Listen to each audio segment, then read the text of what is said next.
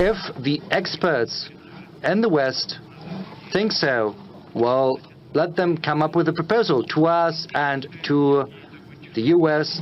They can suggest kind of a technological experiment, kind of a high-tech fighting duel of the 21st century. They can designate a target, say in Kyiv. They can concentrate all of their air defense and anti-missile defense there, and we will strike it with Oreshnik. We'll see what's going to happen. We are willing to conduct such an experiment. Let's conduct this duel and look at the outcome. It's going to be interesting because it's going to be useful both to us and to the American side. Oreshnikov, Zvezda TV channel. I have to ask you about the statements we've been hearing from you over the last several weeks. You spoke about the first military test of Oreshnik. It seems as if it is a perfect weapon, even though in the West it's still dubbed as a modification of an old Soviet missile, saying that the air defense system can bring it down even at the moment of launch. Can you comment on that? And what about the sense behind the name of this Oreshnik? Because there are different theories as to why it received this name. First, whether that is an old weapon or new weaponry, it's a cutting-edge type of weapon. Of course, anything that is being done anywhere is based upon previous achievements, and then we make a step forward. And the same thing applies to Oreshnik. Yes, there were certain developments in the past, some of them dating back to the new Russian history, and based on that groundwork, our researchers and scientists have been thinking what else they can do. They talked to the client, namely the defense ministry, and it was even brought up to my level, and I weighed in on the final decision on whether this new missile has to be produced and in what volume. This is new weaponry, short range and intermediate range missile. You said that several experts in the West believe that it can be easily intercepted and destroyed, especially at the moment of launch. What can I say to these experts? The thing is, there are different types of air defense systems, because you should know that there are Patriot air defense systems, which there are also THAD systems. I don't know whether they have those in Ukraine. Maybe if Americans want, they can supply those systems. Let them. It's similar to our S-400, whereas the Patriot is more or less like S-300, whereas this new one, high altitude air defense system, is more or less like S-400. Let them do that, and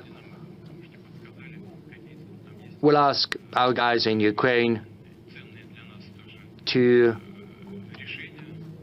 find some good solutions.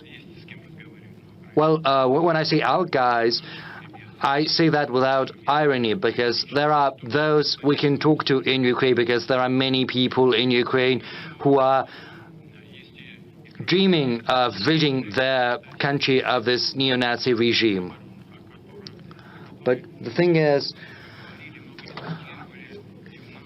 THAD is basically an anti-missile system, and for many years before we had been asking the Americans not to deploy those systems, otherwise we would have to find systems that would allow us to penetrate those systems. You know, we had to come up with the Vanguard system, which is kind of a cruise missile which follows the landscape without going too high.